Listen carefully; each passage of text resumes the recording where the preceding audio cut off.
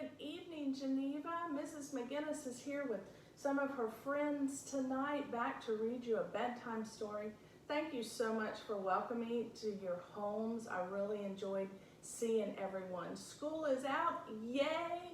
It is summertime, and so we're going to have one last story together. The Oak Inside the Acorn by Lucado. The acorn looked at the world around him. Green hills rolled their backs in the distance. Bright daisies bloomed below him. Above him, a family of puffy white clouds floated through the blue sky. The world looks so big, the little acorn said to his mother. I'm just glad to be right here with you.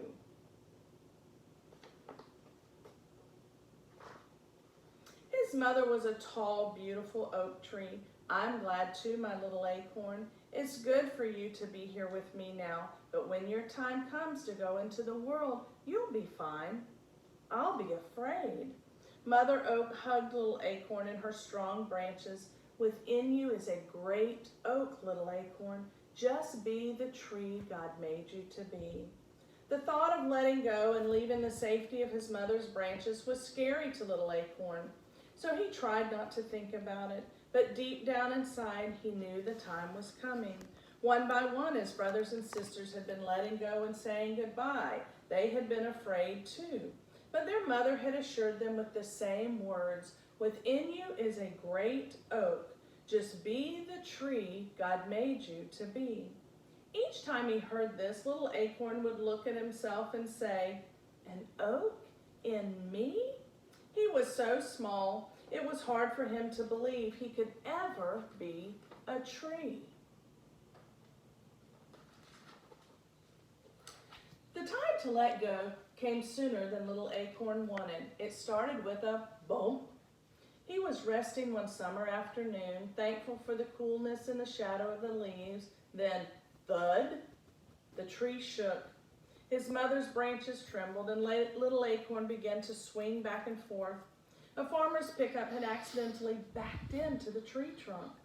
Little acorn had swung before, stirred by the wind, bumped by climbing kids, and each time he'd always held on, but not this time. He tried.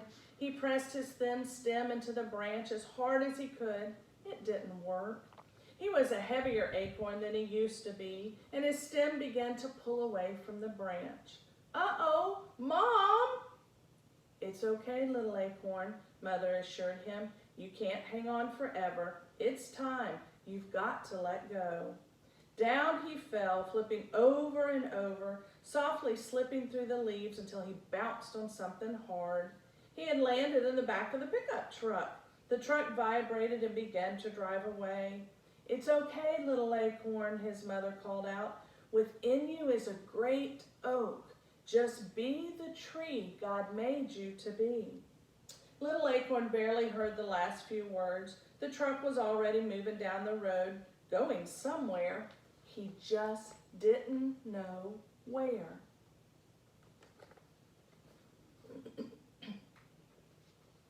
As the truck bounced, so did the acorn. Ouch, he said. This is rough.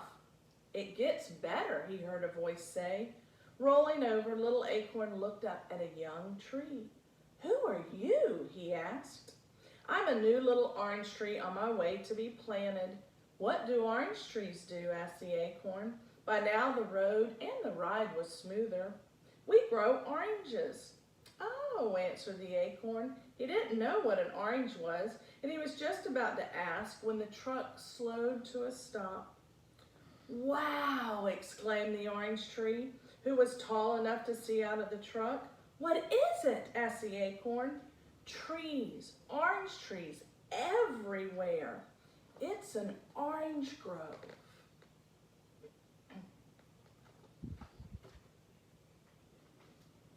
Okay, little orange tree, it's time for you to be planted, the farmer said as he lowered the truck tailgate and climbed into the back of the truck.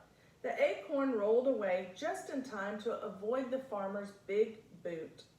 The farmer took the tree and was gone for a long time. Little acorn stared at the sky as it began to darken. He missed his mother oak and her strong branches. This would be his first night away from her. The tailgate banged and the farmer jumped in. "A quick sweep," he said, "and I'm headed home." Little Acorn had never seen a broom. He barely saw this one before it sent him high into the air. He landed in the soft dirt.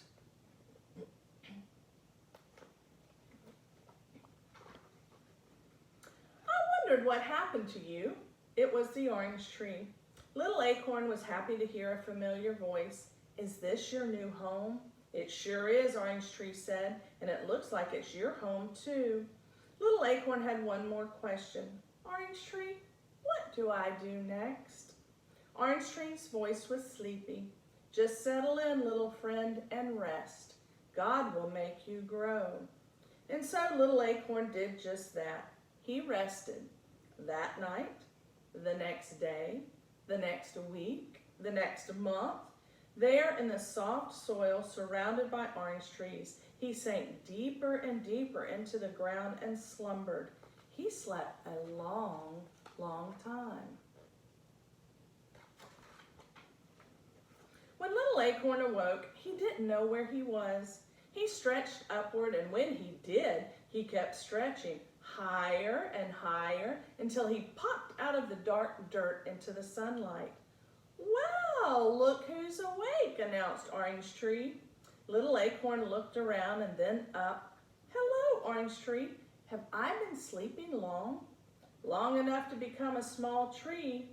Little Acorn looked down at himself and said, "I've changed." His round shell was now a slender trunk. "You are growing up," Orange Tree said. "Now you are a little oak." Little Oak straightened himself and remembered his mother's words. "Within you is a great oak." Maybe she was right, he thought, and he stood a bit taller. But even at his tallest, he was much smaller than the big orange trees. Their bushy branches grew greener and greener. Then one day, Orange Tree called out to his friend, "Little Oak, look, my first orange." The big orange trees spoke up. "He'll have many more," they said. "So will I," announced the little oak. The trees in the grove laughed. They didn't mean to hurt Little Oak's feelings, but they did. "You'll never have oranges," they said, chuckling. Little Oak straightened his branches and pushed as hard as he could, but no oranges popped out. Not that day, nor the next, nor the next. When the farmer came to collect the fruit, Little Oak was worried. He had none to give. "Well, hello, Little Oak," the farmer greeted. "How did you get here?" The farmer walked over, and when he returned, he carried a big shovel. "I know just the place for you." He lifted the new little oak out of the ground. "Bye-bye, my friend," said the orange tree. The farmer didn't take Little Oak too far away. He carried him out of the grove to his big white house. The farmer chose a spot in the backyard overlooking the orange grove. "Let's see how you do here," he said. Then he dug a deep hole and set Little Oak inside. He placed dirt around Little Oak and pressed it tightly around the tree roots. Little Oak liked his new home. For the first time, he stood taller than almost everything around him. Little Oak was stretching his roots into the dirt when he heard, "Hi, I'm Pink Petunia. Who are you?" Little Oak looked at the bright flower near the house. He started to answer, but Pink Petunia didn't give him time. "Rosie is next to the house." "Hi there," chirped Rosie. "Daisy is here too." "That's me," said the white and yellow flower. "Hello, little tree." Pink Petunia continued, "We are soft and smell sweet. What about you?" Little Oak didn't know how to answer. He knew he had no oranges. "Do you grow flowers?" Pink Petunia asked. Little Oak never remembered seeing flowers like roses or petunias on his mother, but still, maybe oaks did grow flowers. "Maybe I could. Maybe that's what I'm made to do," he answered. So he tried as hard as he could. Little Oak tried to grow flowers like his friends could grow. As the sun grew hotter, they unfolded into a rainbow of pinks, reds, and yellows. Little Oak, however, just grew taller. As the days grew longer, his roots grew deeper. Every day he tried to grow colorful flowers, but he just never could. Pink Petunia could, so could Rosie, so could Daisy, but not Little Oak. Finally, Little Oak decided to rest. His branches were tired and drooping. His leaves were dropping. Even the flowers were sleepy. "We're going to rest now, Little Oak," the flowers told him, and they did. The sky grayed and days shortened, and the whole garden slept. While Little Oak slept, he dreamed. He dreamed of his days as a little acorn on his mother's branch. Deep in his sleep, he heard her soft voice. "Within you is a great oak. Just be the tree God made you to be." When the sun warmed his branches, Little Oak awoke. Only he wasn't so little anymore. He could see farther. He had grown taller and wider. The winds didn't bend much. His branches were as big as tree trunks used to be. Little Oak was becoming a big oak. Many years passed, and each year he grew bigger and wider, wider and bigger, until everything in the farmer's yard looked up to him. And see, all of the seasons went by. Now Orange Tree and the flowers called him Big Oak. He spread his big branches and looked around. Orange Tree was taller too, but not as tall as Big Oak. Big Oak was taller than all his friends. They were wide, but not as wide as Big Oak. He was the tallest. He was the widest, but he still wondered what he was supposed to do. He couldn't grow oranges or flowers. He just grew bigger, and he didn't know why.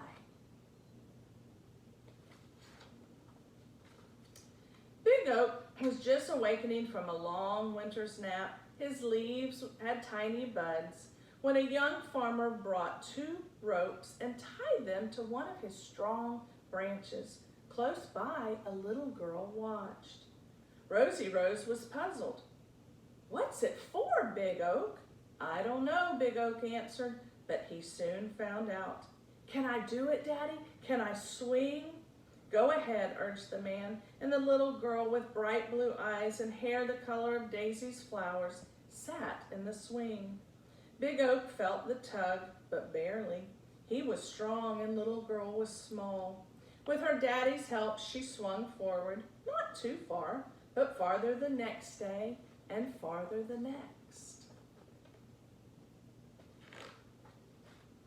By the time the sun was hot and the flowers were plenty, she could swing alone, kicking her feet higher and higher until she could see the roof of her house. Then back she would swing, back until she seemed to look straight at the ground. Big Oak loved the sound of little girl's laugh, her footsteps running towards him, her squeals of delight as she swung higher and higher into the sky. Yes, Big Oak loved little girl. When she swung, he stood strong. When her daddy built her a tree house in Big Oak's branches, Big Oak gladly held it. When little girl stretched out on the grass to watch the clouds float, Big Oak shaded her. She played in his branches, climbed his trunk, rested in his shadow, and together they grew. Each year, both taller. Each year, both stronger. When gray skies brought cold days, Big Oak slept, and the swing hung silent, and the playhouse stayed empty. When blue skies brought warm days, they laughed and played. Little girl talked and he listened, and at last Big Oak knew he had become the tree God had made him to be. One day, little girl came to Big Oak with a little boy. Though neither was too little, they sat on his branches and talked. Big Oak held them both. And when they carved their names on his trunk, he didn't mind. Little boy pushed the swing, little girl laughed, and Big Oak protected them from the sudden rain. In time, little girl didn't swing so much. When she climbed into the treehouse, she sat more and played less. Little girl was becoming a big girl.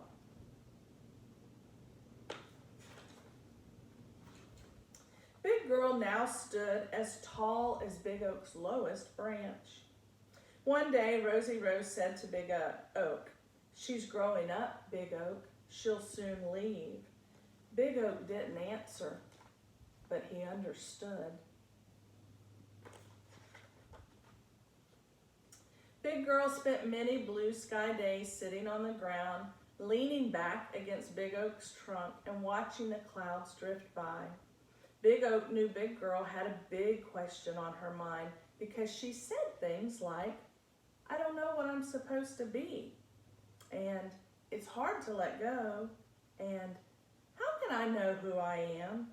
Big Oak wanted to talk to Big Girl. He knew just what to say. He would say, "Within you is a great girl.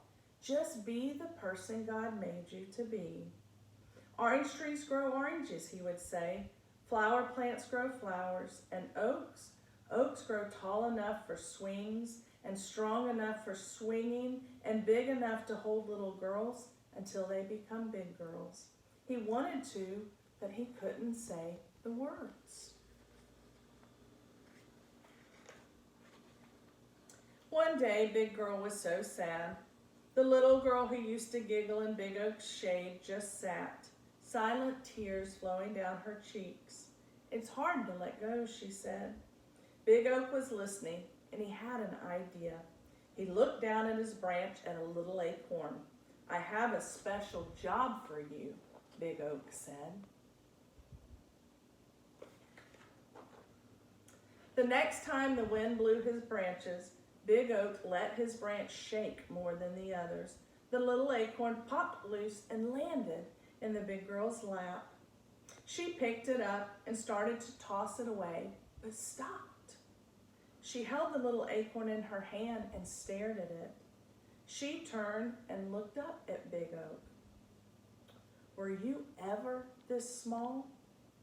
Answering her own question, she continued, "Of course you were. You grew into a great oak from a little acorn. All you did was become what God made you to be." She looked again at the acorn and then back at the tree. Her eyes brightened. "Do you suppose that's what God wants me to do?" Big Oak wanted to shout, "Yes, yes," but he didn't have to. Big Girl stood and announced, "Of course he does. Now it's time for me to let go and become the person God made me to be." Big Girl smiled, placed the acorn in her pocket, and began walking away.